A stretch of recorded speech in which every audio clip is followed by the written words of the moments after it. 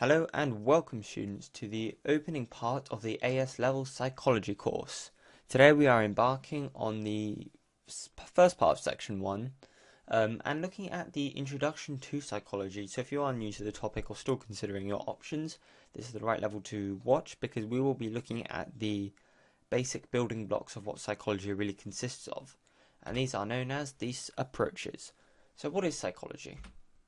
It's the study of the human mind, which is pretty self-evident. In psychology, we study the mind by evaluating 4 different approaches, and they're known as the biological approach, the behavioral approach, the psychodynamic approach, and the cognitive approach. So each 4 of the approaches are quite necessary when you're studying someone's psychological profile, for example. All 4 are contributing factors that influence behavior. So we're going to start looking at the biological approach. Now, the biological approach assumes that psychological abnormalities are in fact symptoms of physical causes. What this means is that disorders that someone has come from physical agencies that are wrong with their body, you could say. So the 4 causes, or otherwise known as the 4 physical agencies, are genes. So for example, there is research to indicate that genes may affect schizophrenia and causes like that. And that's to say that your physical cause or your genes, then cause the psychological abnormalities that schizophrenia provides. The next one is infection. It is also stated that schizophrenia can be caused by a flu when the the fetus is still in the womb. So that's to say the physical agency infection can then also cause one to have psychological abnormalities in the form of schizophrenia. Thirdly is brain damage, which is self-evident. It states that if your brain is damaged, you won't be able to access all the parts of the brain which will affect how you think.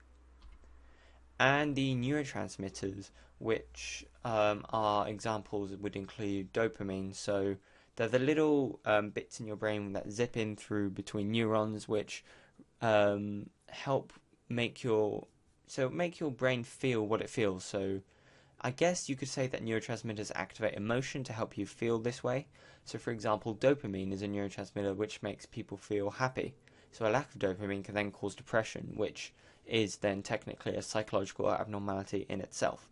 So this has been the biological approach. Now moving on to the behavioral approach. So this assumes that behavior is nurtured, not natured. So all the behavior and everything we learn in our life is a product of our surroundings and our environment, not of our genes and what we are pretty much constructed to be in the womb.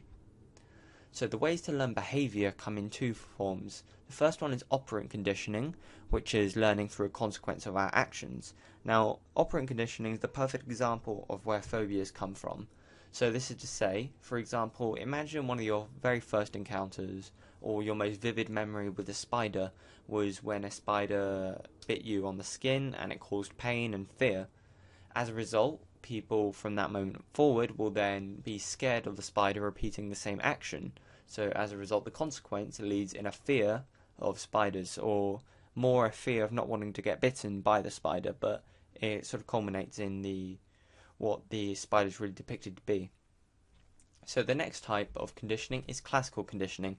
Now classical conditioning is the sort of behavior learned through the association of environmental stimulus and naturally occurring stimulus. Now this one's a little harder to get your head around, but it does make a lot of sense as well.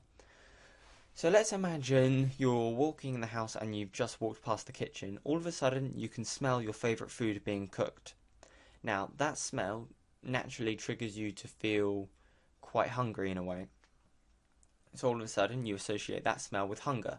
So that's completely normal. That is seen as the environmental stimuli. So the environmental stimulus is the smell of your food.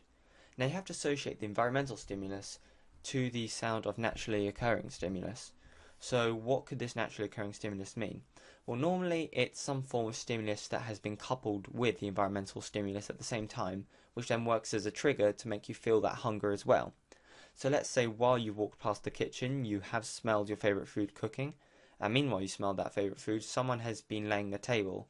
So that clash of plates then sort of mixes with the senses. While you smell your food, you're also listening to the clash of plates.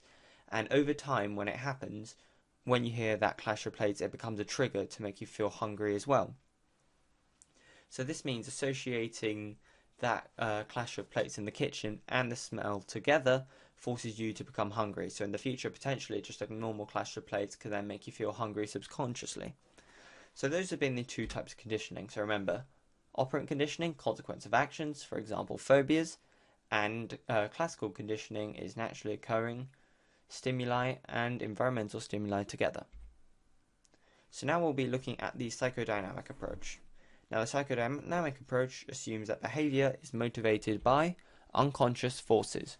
That is to say that what we learn within, what is internalized, is pretty much dictates how we're going to think and behave.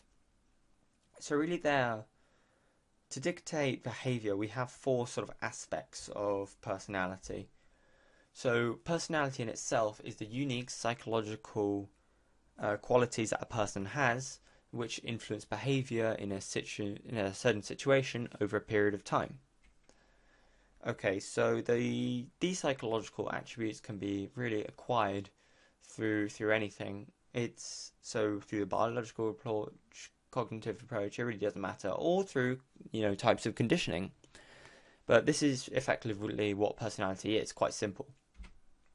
Now the ID or id is the unconscious part of personality that seeks to pursue pleasure, and it operates irrationally upon impulse, so you don't really think. That's why it's more unconscious. So what your body asks for is exactly what the ID then seeks to get in that moment. Therefore, it can operate irrationally, as we're not thinking more of morality. And morality links into the next part of personality, which is the superego, and that's the internalization of societal values in the mind. So societal values they pretty much encompass morality in itself. So, to be a nice person, not to kill anyone, not to perform any sexual misconduct. These are pretty much what you then culminate inside your superego. So the superego allows you to understand that. The ID forgets the superego completely, which then I guess can lead this ID and the superego to clash between them because they are like two different ends of the spectrum. Now the ego is then the personality involved in self-preservation and directing urges. When you receive an urge, the ego then directs to what you should do about it. It's similar to the ID in the sense of pursuing pleasure, but it doesn't operate irrationally, as you also do take into consideration self-preservation as well. So the ego is more of a conscious outlook, I would presume. And finally, we have reached the cognitive approach. So the cognitive approach assumes that being able to use different areas of the brain pretty much dictates what's normal in our society. So using the cognitive processes to monitor and control behavior says that technically you are normal. That would mean you're abnormal if you wouldn't be able to use these cognitive functions. Okay, so those are the four approaches to psychology. Here are some questions upon them. There was quite a lot of information, so I hope you have made some good notes. As always, hit the pause button, check out what you want to see, and then whenever you're ready, press play, and you will have the answers. Good luck. Okay, so here are the answers. If you did get 5 out of 5, 100%, give yourself a pat on the back and move on to part 2 of this section. If not, I would advise you to rewind and try and take down the information you've got. Okay, so that's been the end of the lesson. Thank you so much for watching. As always, if you are on the channel, check it out. Try and find some other subjects that you're taking part in. See if you can get some more revision going. And really go on with this playlist, see how much of the psychology topic you can revise so you can go get those grades. As always, thank you so much for watching, and I'll see you next time.